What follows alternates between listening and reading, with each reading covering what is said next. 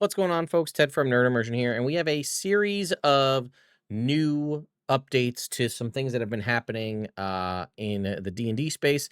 I think I'm going to separate them into separate videos just because they kind of hit different target audiences. But one is an update to the SRD 5.2. We now have SRD 5.2.1, which, if we were to go and take a look at, is basically all they did was, you remember how I told you when we went through this video that several of those magic items that were supposed to be in the Dungeon Master's Guide kind of section of it, like Hank's energy bow and things like that, were missing from the magic item section?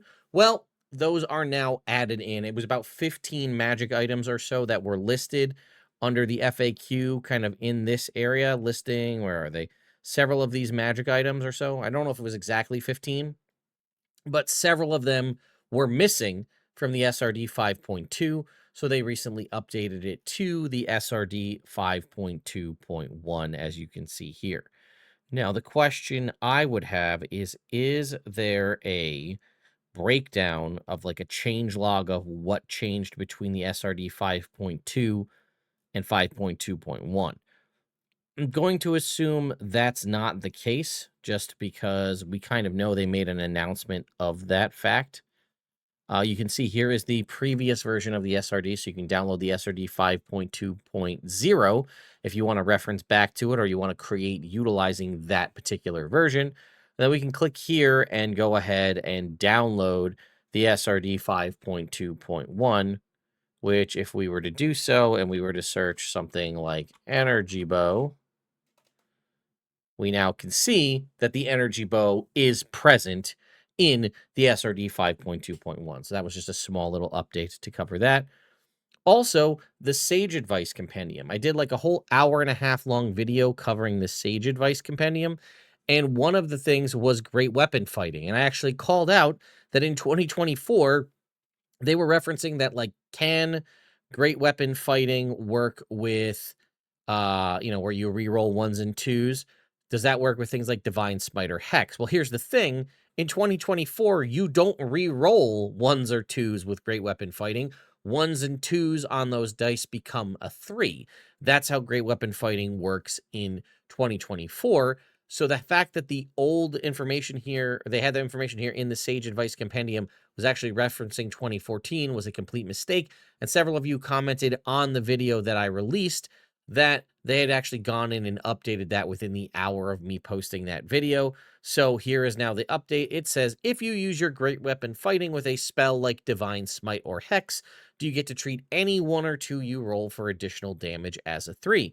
The great weapon fighting feat benefits only the damage roll of the weapon used for the attack. For example, if you have this feat and make an attack roll with a greatsword, you treat any 1 or 2 you roll on the weapon's 2d6 as a 3. If you cast Divine Smite after hitting with this attack, you can't treat a 1 or 2 rolled for the spell's damage as a 3. That's unfortunate, in my opinion. I kind of like that. If we scroll down to talk about Savage Attacker, it even goes out of the same way to say the same thing for Savage Attacker's Rogue Sneak Attack and Paladin's Divine Smite. Does the benefit of the Savage Attacker feat apply to the additional effects like the Rogue Sneak Attack or the Paladin's Divine Smite? No, the benefit of Savage Attacker applies only to the rolls of the weapon's damage dice, not to any extra damage that a feature might grant. So if we were to look at Savage Attacker, it says you've trained to deal particularly damaging strikes once per turn. When you hit a target with a weapon, you can roll the weapon's damage twice and use either roll against the target. Looking at them, I believe, based on if you have something like a Flame Tongue Greatsword, let's say, technically the fire damage from the Flame Tongue is part of the weapon's damage. So I would imagine that the treating the 1s and 2s on the damage dice as 3s for great weapon fighting would apply to the Flame Tongue's extra damage there. Personally, in my games, I change this. I have Savage Attacker work as everybody wants it to. In my game, Savage Attacker does the same kind of a thing where it does actually, I kind of switched over to the great weapon fighting model here, where I've kind of treated Savage Attacker to be whenever you roll a 1 or 2 on a damage die, it treats it as a 3, but it also applies for Divine Smite. It also applies for Sneak Attack. And that's kind of like how Savage Attacker works in my game. You get that, and that's the sort of the benefit. Same thing with Great Weapon Fighting. If you were using Great Weapon Fighting, I'd allow you to um, get the benefit. The only downside is, in theory, now that I'm thinking about it out loud, Great Weapon Fighting and Savage Attacker wouldn't stack together in a beneficial way. So I may have to tweak some things on my end. But I allow it because I think it's just like everybody wants that. You want to be able to feel good about the dice rolls that you have. Nobody wants to see a 1 and then re-roll and get a 1.